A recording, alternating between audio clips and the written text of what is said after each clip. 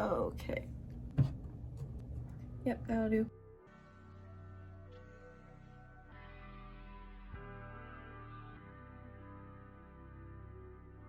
It's been like several months since I uploaded a video or did anything with that. This year has been like the most like transitional year, and I mean that in like the slightest way. Not making any excuses. I have zero evidence of what I've been doing the past several months, and from the jump, like after January, it was on January I got accepted into the Super Bowl and I did a performance.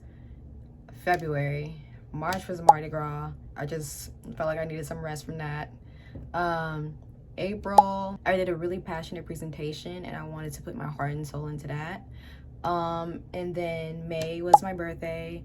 June, July, and August, I was doing something that I will not share, but there will be signs because I'm still doing it. And then in between the summer, I was like doing photo shoots. I was standing on top of a train and I saved like 4 cats.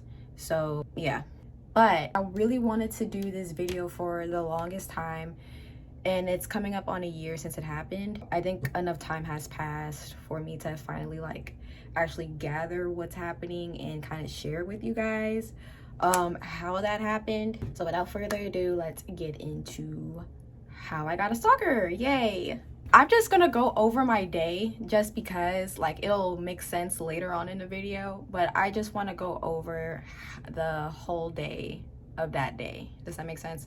So I don't know, I think that day I wasn't really feeling that good, like mentally. Like I was just like, oh my god, like I gotta go all the way to this bank to do something. If I don't really feel like up for things or for the day, I would do things obviously to have some coping skills behind it. So I got like a purple outfit on, a purple matching fit, my little Uggs. I was like, okay, let's go. So the receptionist asked for my information and I gave it to her. And then I got seen at the bank to do my business and I went about my day. I went to work and I went to the gym and then I went to class. So that era of last year in the fall, like I honestly was just focused on work, gym, and school. Like that's all I was really focused on. I wasn't really focused on anything else but that. And I know, like, I don't know what day that was, but I have certain days where I want to do certain things. And that wasn't one of those days where I was just like, oh yeah, like let's do whatever and go wherever. Like, no. I have set days for BS and I have set days for locking in, and that day was locking in. So the fact that I had to do something extra outside of my lock-in day was also like, it made my mood feel bad. So that's why I wore purple. I went to work, nothing happened. Went to the gym, nothing happened. And then at school, I was in class with my friends and stuff. I got a message that said, hey, like, you looked really good in purple today. And mind you, I'm getting ahead of myself in my mind before I tell it, but I know for me, I know where I've been. And this guy was gaslighting me in the process of conversation, like where I might have been. Like he was telling me that he saw me like at some store, and I know me. I don't go into any stores just because, like, let me not lie on here.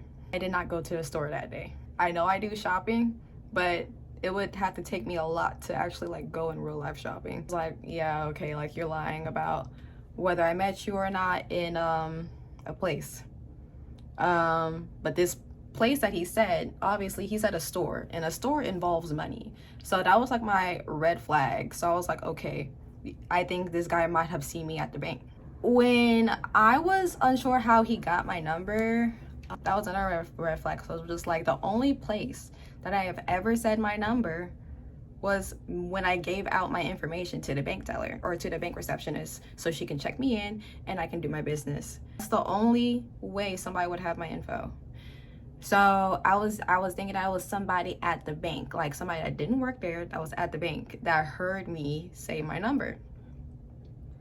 But let's backtrack. So he said I looked really good in purple.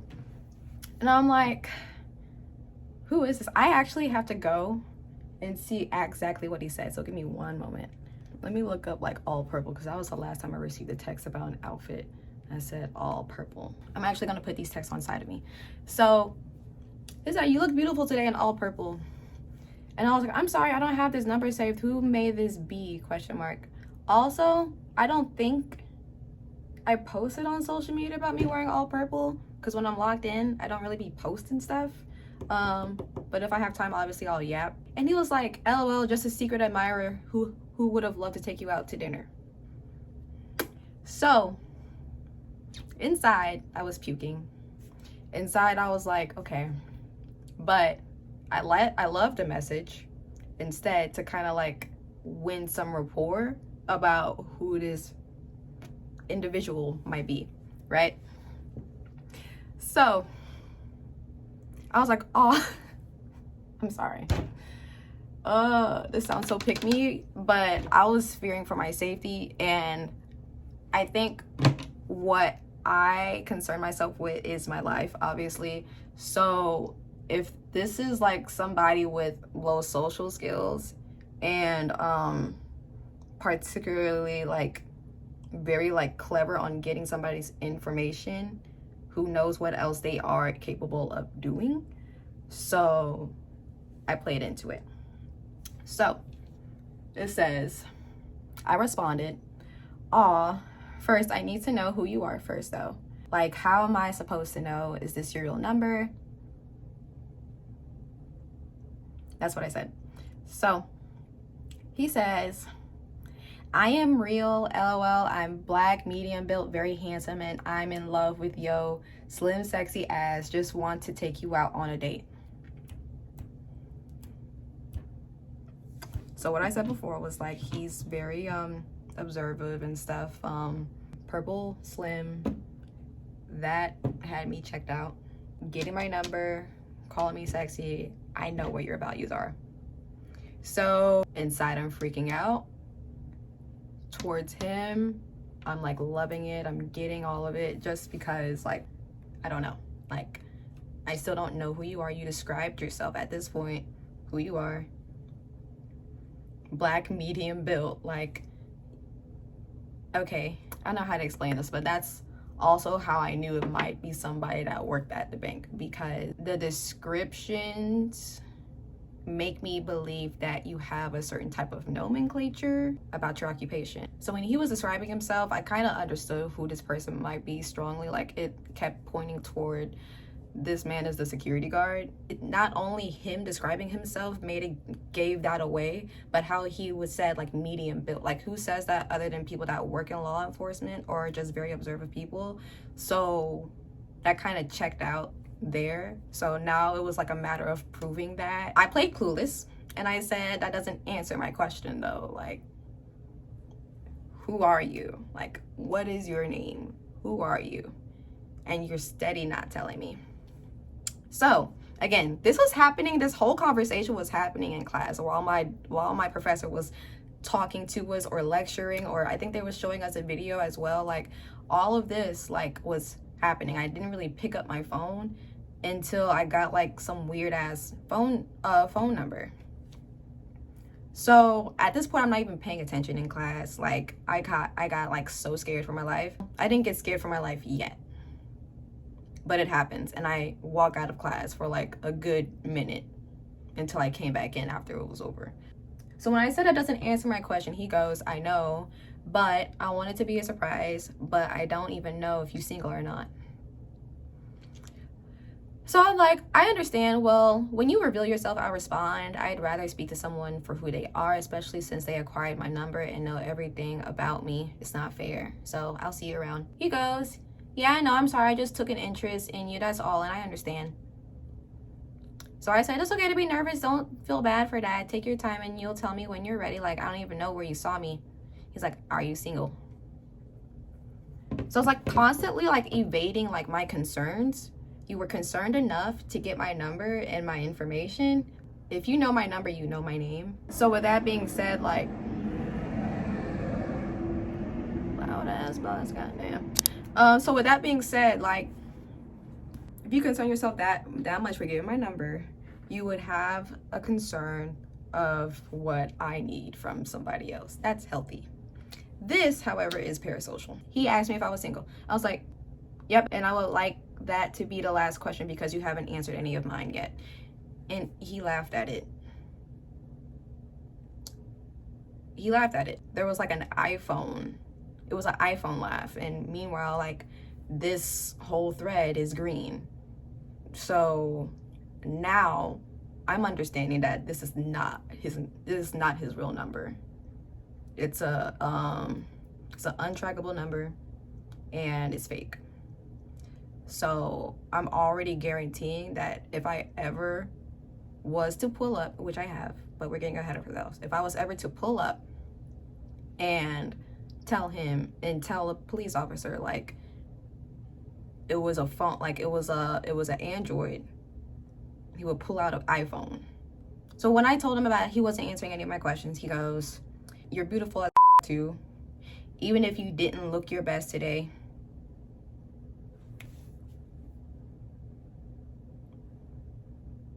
Hello? Even if you didn't look your...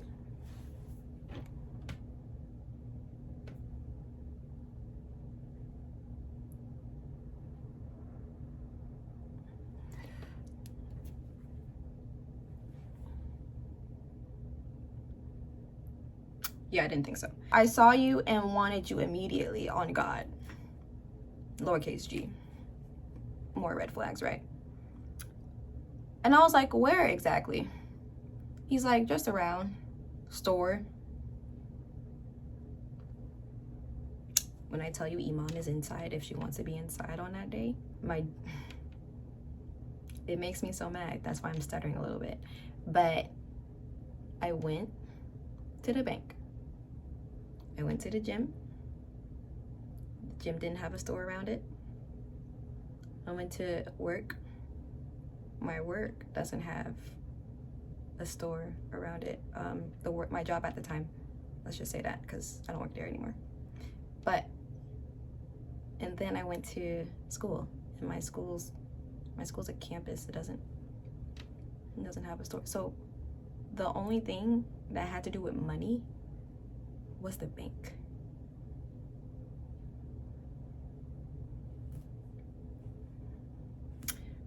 So all roads are kind of leading to the bank. I said I wasn't at a store today. He goes off topic again and says, "Watch, one day I'm gonna marry you and take care of you." That's when I freak out. I'm still in class, by the way. And at this point, like, I've already showed a friend, and I've also showed like a male friend. Like, in the beginning, I was like, "Oh my God, who the heck is this? Like, this is crazy. Oh my God." And I put on my story, like, "What the heck? Who is this? Like, oh my God, like, it's so funny. Hee hee." It's not hee hee anymore. Like, not hee hee, nothing, no. So I start to like panic. I start to panic. And I take it out in the hallway because I had to make a call. Like, I called my ex. Like, I called my ex to see if he was with me, because I'm just like, you're not with me, right? Because this isn't the way that I know you would. So I had to make sure, like, this isn't you, right? Because, and I was like, the one time I hope that it was, and it wasn't. So I'm like, I actually am dealing with like a weirdo that could really like take advantage of me if he wanted to. So I'm like, okay, well, thanks anyway. I hang up. Like, I call the number, and it's just like silence.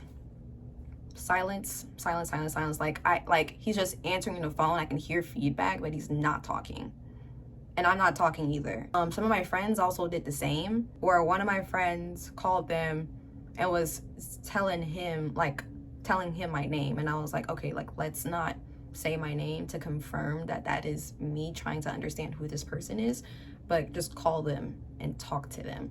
But he wasn't saying anything to those people as well. Like, so class already done ended. At this point, I'm in tears. I'm in tears, like freaking out. I'm talking to my professor about why I behaved a certain way at the end of the class, and I showed her everything. And my friends that were witnessing what was happening to me also stayed and kind of attested to what I was talking about, walked me to my car. And at this point, I was calling a friend that was I was calling a friend to stay the night with. So I wasn't going home. I wasn't going to do anything. I was taking other routes to get to wherever I needed to go for my safety. And at this point, I was like freaking out. I couldn't even talk. I couldn't even take care of my cat. I couldn't go home and take care of my cat. I couldn't go home to my parents or anything or anything. Like, I couldn't do that. Like, I couldn't go home.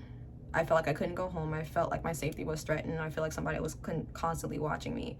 And I didn't want to put anybody else in danger because somebody was, I felt like, was targeting me. After I calmed down, what was this? 6:23, this was like 10 minutes later. I was like, so this is my last message before I just say goodnight to you, and I'm just a bit anxious about whoever this is, and it's not good, and that's not good for me. But if you don't want to tell me who you are, I understand, but I think that's all I have to say to you. Until then, I still don't know how you got my number, so whenever you're ready, you can start there. And that was that. So he sent like a paragraph. He sent a paragraph, bro.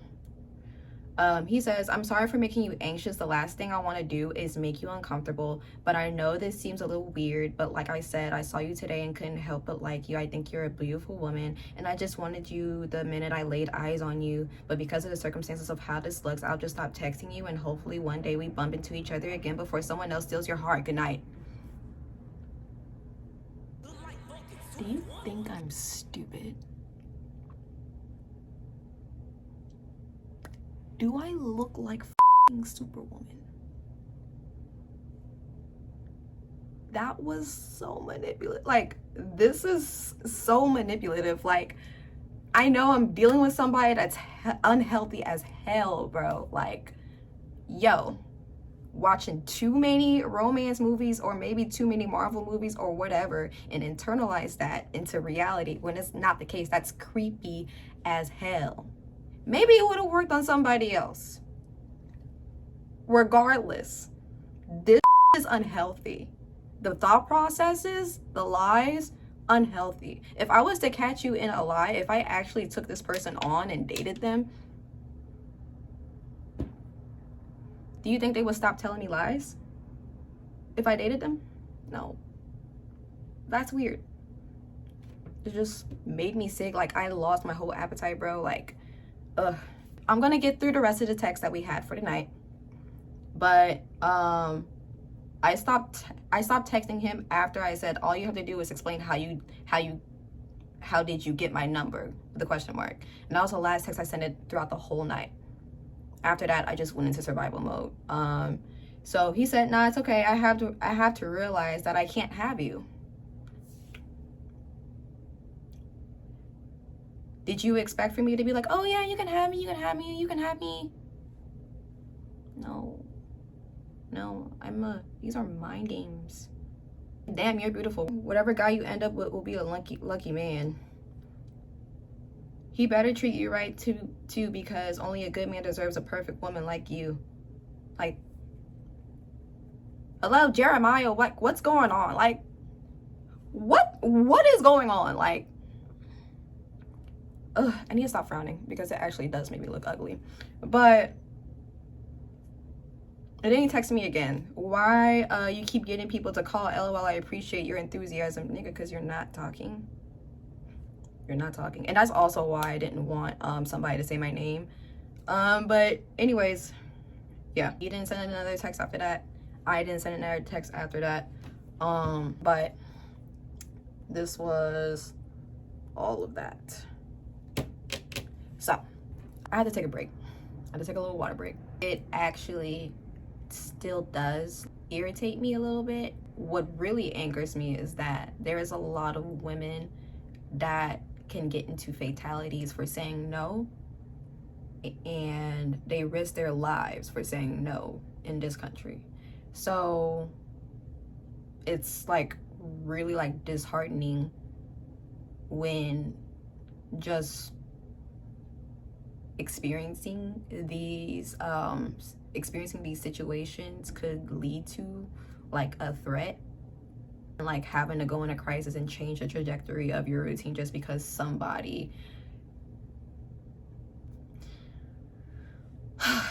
so this is what happened the rest of the night. So I went to my friend's house, and I always would go over there and hang out to detox and do stuff, and I would see like my friends over there, and we would always hang out and laugh and jokes and stuff. Like I always would come in with good spirits.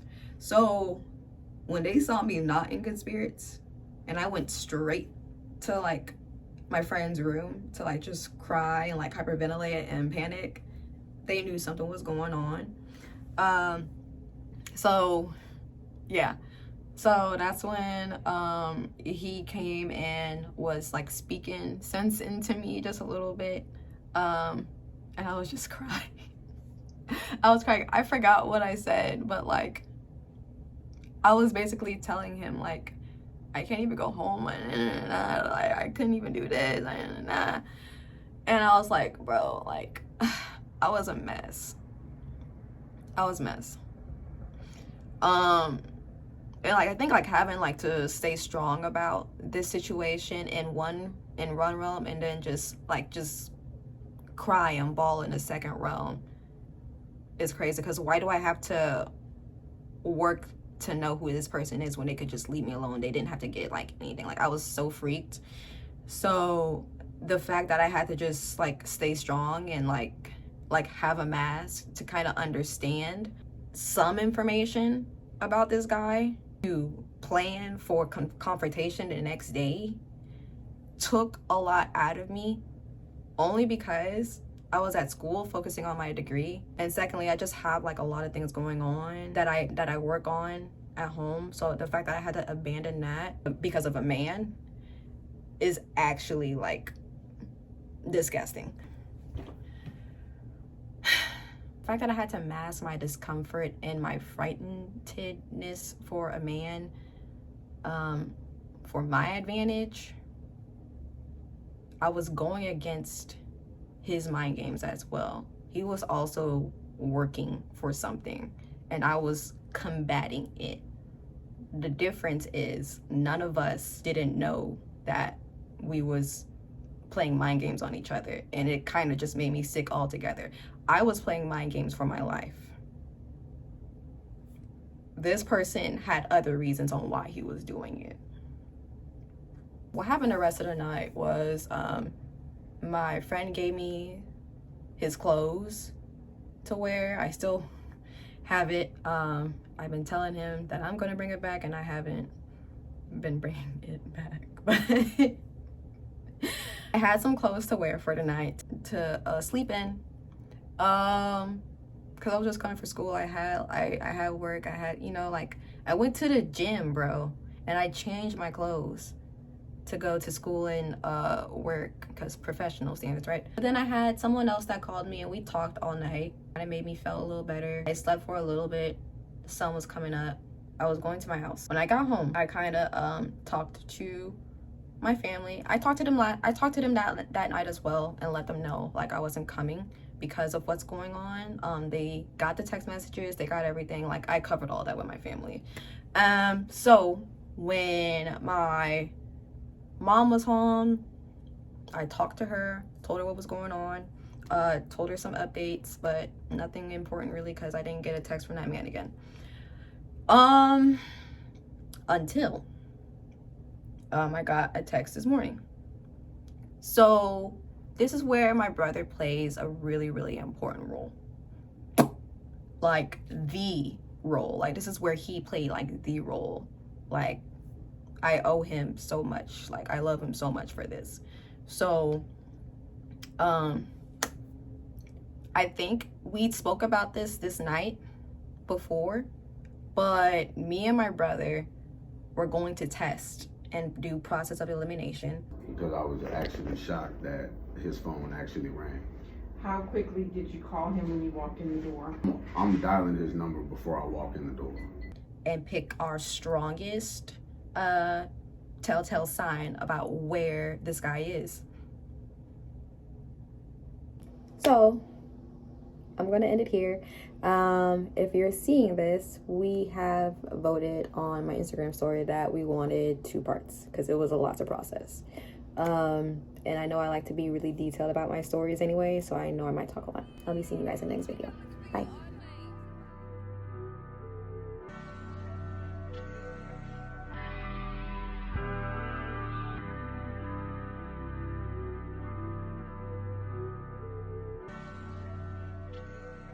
And this be from cash, not from